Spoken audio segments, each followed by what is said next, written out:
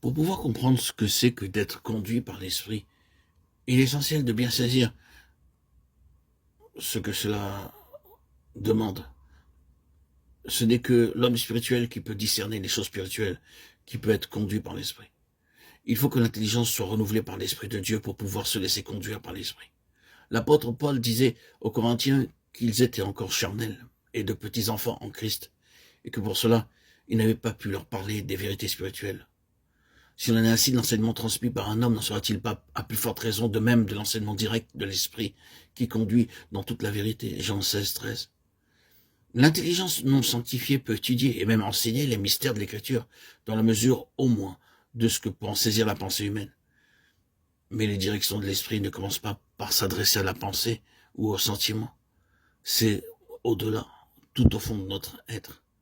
Dans le laboratoire intime de la vie même, là où règne la force qui façonne la volonté et le caractère que le Saint-Esprit vient faire sa demeure, qu'il vient souffler, remuer et stimuler.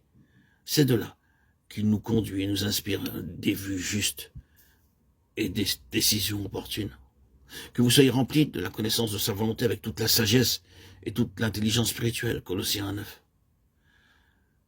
Cette prière nous dit que c'est seulement une intelligence spirituelle qui peut recevoir la connaissance de la volonté divine.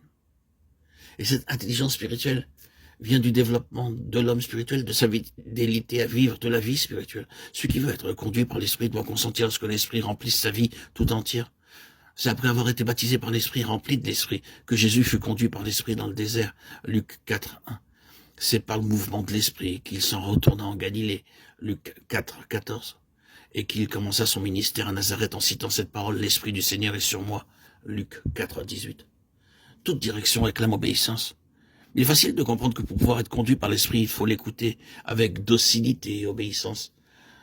Ce n'est pas seulement la chair vouée au péché qui fait obstacle à l'Esprit. C'est encore et surtout la chair qui cherche à servir Dieu. L'Écriture nous dit que pour discerner la voie de l'Esprit, il faut dépouiller le corps des péchés de la chair, ce qui est la circoncision de Christ, Colossiens 2:11. La volonté et la sagesse de la chair sont à redouter. Il faut les crucifier et les renier.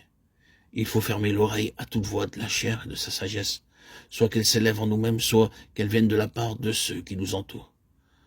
Dans nos méditations, dans nos lectures de la parole, dans notre culte et aussi dans nos travaux au service de Dieu, qu'il y ait continuellement en nous défiance et reniement du moi, aussi bien que confiance et attente à l'Esprit de Dieu pour être conduit par lui.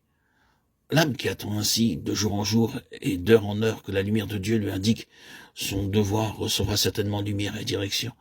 Si donc vous voulez être conduit par l'Esprit, renoncez jour après jour, non seulement à votre volonté et à votre sagesse, mais à votre vie, à votre être tout entier.